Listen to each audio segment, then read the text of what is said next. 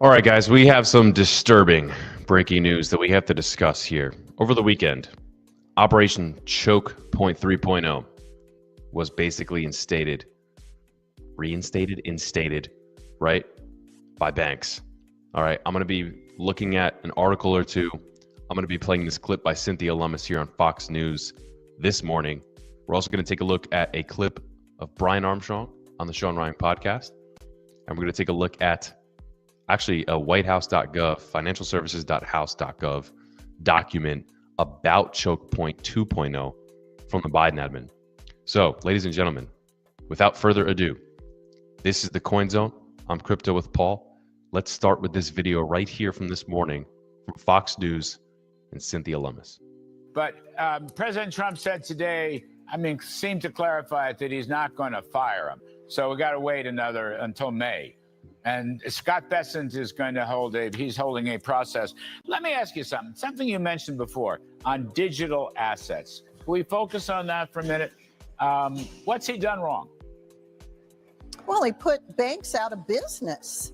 And he has withheld master accounts from financial institutions that would seem by statute to qualify to receive them.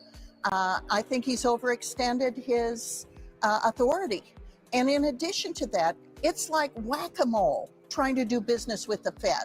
Nobody will take responsibility for who is the bottom line on dealing with issues, whether it's the Fed presidents, the bank presidents, the head of bank supervision, the chair of the Federal Reserve. It is, Larry, you wouldn't believe what a morass that place is to deal with. Is the Fed blocking the cryptocurrency revolution in your judgment? Absolutely. The manner in which banks that were dealing with digital assets as borrowers, and they were put out of business, literally, by the bank regulators at the Fed. And those were solvent banks, Larry. Those banks were not failing. And the Fed wants its own central bank digital currency, which would be a lousy idea, don't you think? Terrible idea.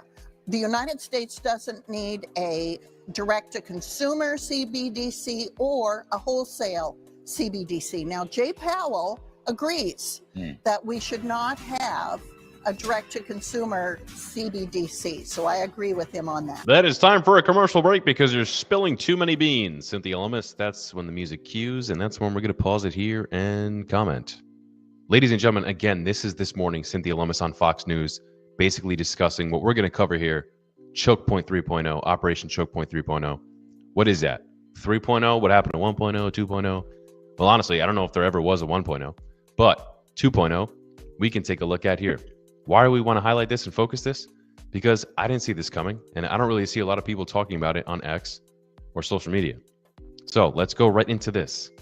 This was Operation Chokepoint 2.0. This is right from the financialservices.house.gov. All right, so from the government themselves, guys. Let's take a look into this. The Biden administration's Operation Chokepoint 2.0 was carried out by the prudential regulators to target and debank the digital asset ecosystem. All right, so the House Financial Services Committee is holding an oversight and investigations subcommittee hearing led by Subcommittee Chairman Dan Meuser. Definitely messed that up, to examine the negative effects of the Biden administration's Operation Chokepoint 2.0 and hear testimony by those affected and experts in the digital asset ecosystem to understand the depths of the problem and measures necessary to fix it. I've talked about this plenty of times. They debanked entrepreneurs and founders in the space. They made it extremely difficult for any cryptocurrency company in America to operate. All right, this is just absolutely insane. Let me go back. I want to highlight basically what AI Overview says. Operation Chokepoint 2.0 refers to the alleged, not alleged, completely true and real. This happened, and the banks that Cynthia Lummis was mentioning in that clip, I remember clear as day a couple of years ago. They basically were forced to go under without anything happening. Basically, they were hit with the type of regulation and stuff like that, that banks that have like FTX, like you don't know how to balance a budget. These banks were fine, fully operational. Everything was going fine. smooth, but they were giving exposure to crypto. So they were, not anymore. I remember it clear as day. So this is not alleged. This is a 100%. All right. Refers to the alleged practice of federal banking agencies exerting pressure on banks to restrict financial services to certain industries, particularly the digital asset sector deemed risky. This is seen as a continuation or expansion of the original Operation Chokepoint. So I guess there was a 1.0 from the Obama administration, which targeted industries like payday lenders and firearm retailers. All right, we'll stop sharing. Want to play this clip from Brian Armstrong on the Shawn Ryan podcast. This is just very significant though, guys, because we've seen all this bullish regulation. The Genius Act was passed. Clarity Act is going to be coming soon. The entire Trump administration, Paul Atkins, the SEC, all bullish, all green lighting a lot of things. But still, JPMorgan, for example, Operation Chokepoint 3.0, they're ushering it in. Why? Because even though everything is getting green lighted, they still want the upper hand. They still want users to use their platform, not anybody else's platform, not existing crypto firms. They want everyone to just usher in and use their platform.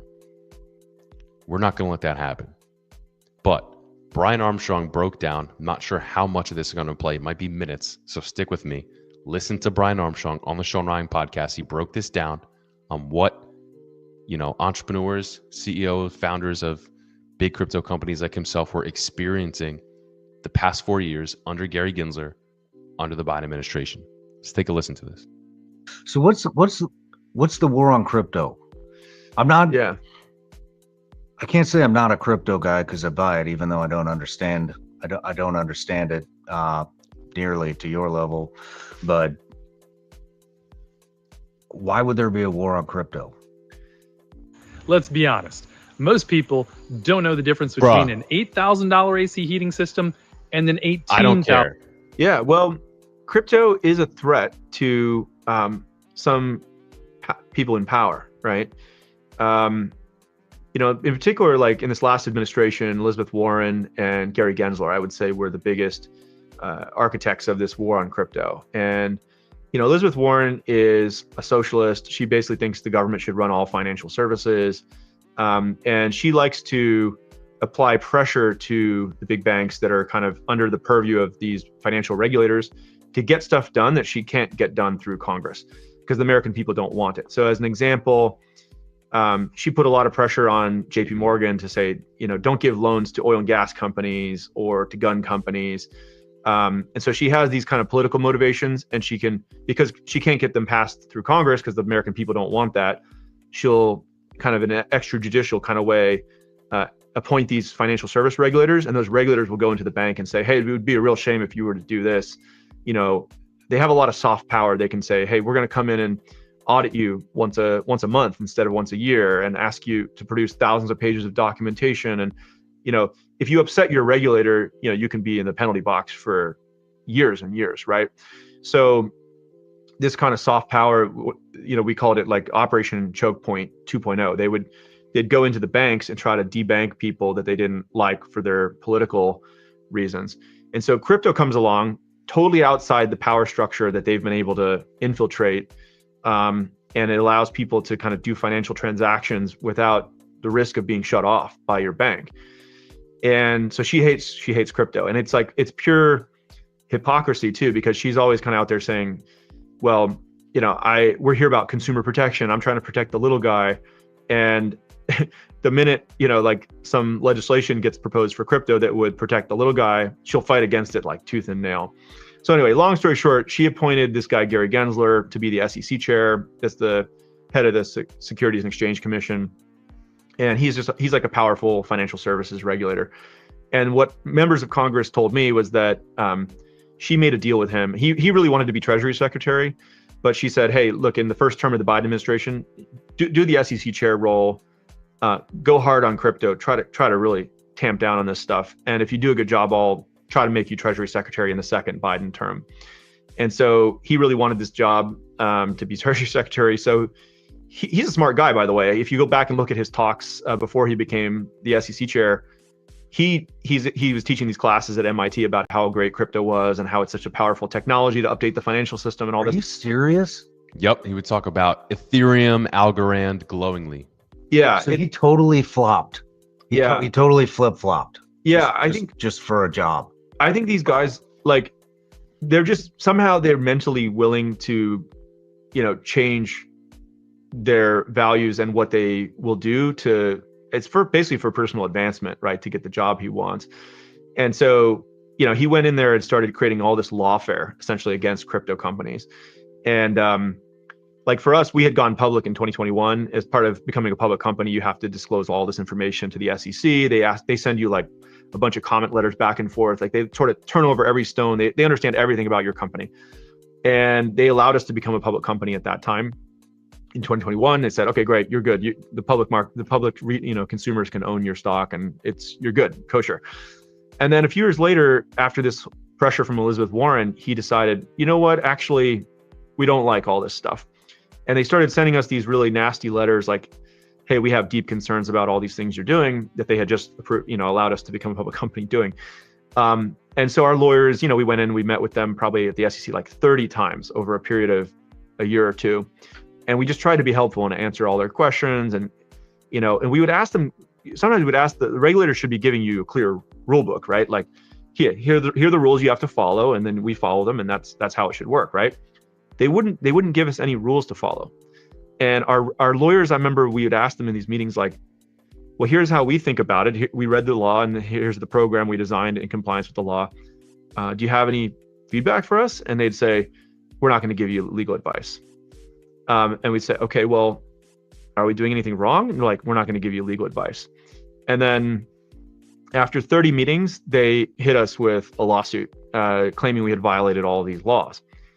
And so that was like a pretty interesting moment as a CEO, because normally most people would tell you never engage in litigation with your regulator. It's like they can make your life hell, right? And I made a decision at that point. I was like, we got to fight this, because I was like, show me in the law where did we violate any rule? They couldn't point to anything, but they said, you have to stop all this activity that you're doing. And I kind of felt like if we just complied with that, it would not only hurt our business, it would actually kill the entire crypto industry in America.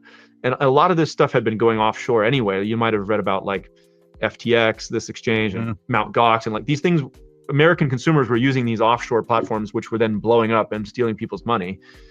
And so I was like, really, we're just going to cede this entire industry to foreign companies and not have the future of technology and financial services be built in the US. And just to pause there, like, first of all, kudos to Brian Armstrong for fighting the fight for all of us. Second of all, at the same time, Sam Bankman-Fried was running around the Bahamas, getting the most insane endorsements: Steph Curry, Shaq, Tom Brady, etc. Kevin O'Leary, I believe, right? No pressure. Bro was speaking, Sam Bankman-Fried speaking in front of Congress. People loved him, right? That's an American exchange, just like Coinbase.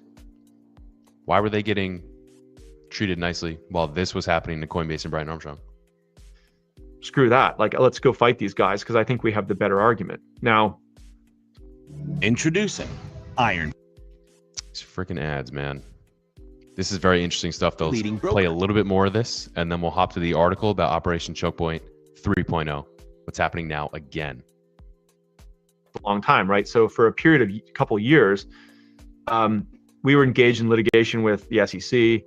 It had a massive depression on our stock price because a lot of public market investors will just, oh, you're suing the SEC? Oof, this is too risky. I'm not going to go near that stock. And they kind of played dirty, like they pressured these different companies not to work with us, and what companies? Like we were trying to close deals with big banks and to get money movement onto our platform, and the SEC would go meet with them and tell them, hey, that company Coinbase is under investigation. Like we don't think you should work with them. Wait, are you talking like when I go into Coinbase and I want to put in money from my bank account? Is that what they were trying to stop? Linking bank accounts to Coinbase? I mean, to be honest, I was worried about getting like personal criminal charges because some people I talked to, like my lawyers and stuff, they said, this is a civil lawsuit where they think maybe the company had some technical violation, but they're like, it's not unheard of where they actually would put personal criminal charges on you, even if they're totally bogus, just to try to pressure you to settle the other case, right? And so, I was prepared for that to happen if it was going to go there, but luckily it didn't. And these guys basically once the Trump administration came in and they appointed a new SEC chair, he looked at these cases and he just threw them all out. Like he just was like, this is ridiculous. And shout out to Paul Atkins. Shout out to the Trump administration for help pushing this all forward and looking at things from a rational standpoint and an unbiased standpoint. So that case got, luckily this year, I think it just got totally withdrawn. We didn't pay a single dollar in penalties. We didn't have to change a single thing about our business. It was like pure lawfare. They were just like harassing us with these bogus lawsuits to try to kill the industry. And a lot of luckily we had deep enough pockets where we could pay these lawyers. We probably spent like $50-100 million on lawyer fees. We had the money to do it, but a lot of startups died because of this in the United States. I know a lot of founders who their companies just shut down because they couldn't deal with the legal costs of the SEC suing them. So, and that's the design. That's on purpose. These people are smart enough to understand that, well, if we hit them with this amount of penalties and fines, and they won't be able to operate anymore, and we'll be doing our part in getting rid of them. And that's the most insane shit to me, man. Like, this is why I'm trying to cover this. I've covered this countless times. Now we are trying to be the leader in crypto and innovation and all this stuff. Just because of some biased policies, we almost ruined that opportunity and offshored everything. All right. This is from today. Operation Chokepoint 3.0. Banks are quietly tightening the noose on crypto. So this is happening again. And who is it happening again with? JPMorgan. That's not surprising. All right. Let's look into this. With regulators stepping back from overt crackdowns on crypto, a new front has opened, not in Washington, but in Wall Street boardrooms. Behind closed doors and under the guise of routine business practices, the biggest banks in America are quietly reshaping access to digital assets. The tactic is subtle, throttling through fees, friction, and control over consumer data. It's a strategy that doesn't require a new legislation or regulatory oversight, and that's precisely what makes it so effective and dangerous for cryptocurrencies. So let's see, who is doing this? Major banks take the lead in a new anti-crypto offense. Big banks appear to be taking over regulatory efforts to sideline crypto under the Biden administration, largely faded. Dubbed Operation Chokepoint 3.0, federal regulators are not enforcing the latest wave of restrictions on the crypto and fintech sector, but by the banks themselves. JPMorgan recently charging fintech firms significant fees to access consumer bank data. So even though it's really not even coming from, the Federal Reserve, the SEC, et cetera, the CFTC, or the administration themselves, it's basically just the Jamie Dimons of the world who are trying to take this over and stifle the innovation here. It's pretty crazy. I thought we were past all this. It's a lot of good stuff that we're talking about here, but still things like this is happening. So, we have to talk about it because this could really have a bad negative impact on everything moving forward here in the short term. So I just want to play a couple clips for you guys. Brian Armstrong, Cynthia alumnus. This is basically what's going on. We'll see how long this lasts for. Obviously, these banks are going to be issuing their own stable coins, their own blockchains, whether it's built on ETH or something else. But either way, this is pretty insane. That's basically all I had for you guys on this live stream. We'll probably be back soon in a couple hours. But stay tuned because I don't see a lot of people covering this right now. Operation Chokepoint 3.0. Thought we were out of the woods. We're still in the woods. We might need a GPS to get us out because we don't have good direction. I'm not a Boy Scout. That'd probably be me. All right, we're in the woods trying to create a fire. Get us back out into the main street. That's where we're at. Once again, guys, I want to keep it going. We got 100 of you guys on stream right now. Maybe we'll just play more. The Brian Armstrong interview, if you guys haven't watched that entire interview on the Shawn Ryan podcast, I definitely encourage you to watch that because if you want to we could sit here all day, but if you want to listen to Brian Armstrong more in depth about exactly what they were doing, I mean, he said they met with the SEC over 30 times. They still got hit with legal penalties. They made it extremely difficult for anybody to set up shop. The smaller ones, unfortunately, went under because they didn't have the capital to put up for lawyers to pay the fees, etc. Coinbase was fortunate enough, been a company since 2012, fortunate enough to have capital on the side to be able to fight this battle. Tyler, Cameron Winklevoss of Gemini has also been very outspoken about this. Countless other individuals. Mark Andreessen went on the Joe Rogan podcast probably like 6 or 7 months ago now or something like that, and talked about in detail. Plenty of individuals he knew in the space were getting debanked by these banks. So, not only were they hitting these companies with legal fees and stuff like that, but they were specifically debanking the individuals themselves, some of the founders. Like, listen to how insane that is. I've said this before in the live streams, but listen to how freaking insane that is.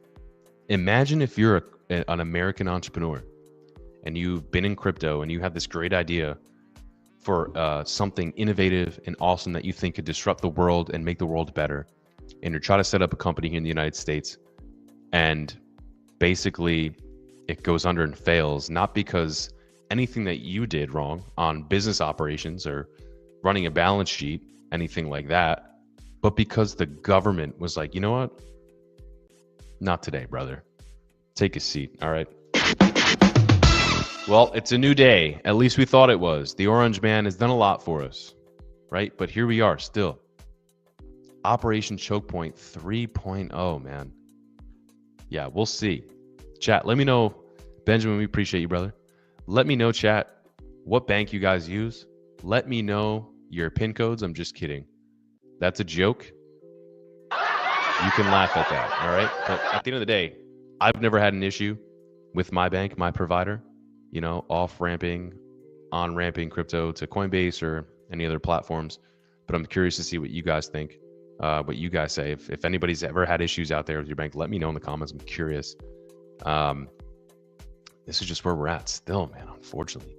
Pretty insane. So let's just read a little bit more of this. All right. Banks argue that such access warrants high fees. Critics say this distorts data ownership and violates consumer rights. This is in conflict with Section 1033 of the Dodd-Frank Act, which affirms that consumers, not banks, own their financial data. While the Consumer Financial Protection Bureau, CFPB, peanut butter and jelly, has taken steps to enforce these rights, the current bank-led strategy bypasses regulatory reform. It creates a de facto choke point through market dominance. The fear is that if JPMorgan gets away with it, others will follow. And because most consumers have few alternatives for everyday banking, the market will become captive. That's true. And I think that's why voices like us here right now, like we got to be very strong and prominent during times like this, because I think, like it says, the average person just already uses banks. They already have an account with Wells Fargo, JPMorgan, et cetera. So once they issue their own stablecoin, their own blockchain, everyone's just going to stay there. Right. But we're trying to we want you to use DeFi. We want you to use alternatives where, this talks about data ownership and all this stuff. This is what crypto does. Do you want your data to be in the hands of JPMorgan, or do you want to own your data? Blockchains offer protection, security, self-sovereignty. We've never seen anything like this before. The average person it still has a hard time wrapping their head around all this. But us here, man, all 114 of you, I guarantee that we've been knowing what's going on. The future is being laid out right in front of our eyes. We're waiting for it, right? This is what I use to spend. This is Coinbase's debit card. Shout out to Brian Armstrong, right? This is the future. That's the future right there. Gemini has a credit card. Crypto.com has many options you could choose from. There's a couple. And we'll be actually dropping a video about this later on this week. So stay tuned. I'm going to show you guys exactly how I charge my Tesla with my Coinbase debit card. I pay for food with my Coinbase debit card. I don't even need a bank. I use USDC, and that's where the world is heading. But if you're not hip enough to exactly what to do and how to use DeFi correctly and own your data, have self-sovereignty, then you're going to end up using JPMorgan again. And that's not what we're trying to do here, because we have an opportunity right here to take the power from those guys and bring it back into our hands for the most part. So that's what we got to do. That's what we got to focus on. And if this is still happening, man, then like, I think Trump has a long way to go. Trump's got to go look at Jamie. Be like, Jamie, what are you doing, Jamie? Take the noose off. I don't know. Someone's got to do something here. All right. That's all I wanted to play for you guys today. Again, if you haven't seen that podcast with Shawn Ryan and Brian Armstrong, I encourage you to watch that. A lot of good ones going on. Shawn Ryan had Charles Hoskinson on recently as well. Someone recently, it might have been Shawn Ryan again, just had the founder of, forget what platform it was on, but he was talking about some really interesting things too. And it seems like Shawn Ryan himself is diving a lot into crypto at the moment. It's a hot topic. I mean, the average person who shunned it is really starting to come around. I've had people who, man, I've been trying to talk to crypto about for years that are reaching out to me and like, all right, tell me about it. You know, what's going on with this? I would never imagine some of these people who are reaching out to me. Some people I haven't even spoken to since high school, but obviously they see me on social media. They know I talk about this. I've been doing this for 4 years plus. If you guys want to follow me on X or anything like that, Crypto with Paul, that's it. But I mean, that's the truth. I mean, right now, the average person is starting to come around to it. And if we let the banks continue to hold the power, that's poopy, man. That's some pretty garbage stuff right there. So don't do that. Play your part, guys. And once again, this is the Coin Zone, Crypto with Paul. If you guys aren't subbed yet, make sure to do that for me. And if you guys don't follow us on X, I mean, we're posting all the time. We're doing these live streams all the time. We got normal videos coming out, educational videos coming out all the time, right? So we're always here for you guys. And if you guys want to support, keep this channel going, like I said, make sure to sub, make sure to follow. I'll be back again later for another live stream. We got more videos coming out this week, so stay tuned, guys. Once again, this is Coin Zone. I'm Crypto with Paul. I'll see you soon.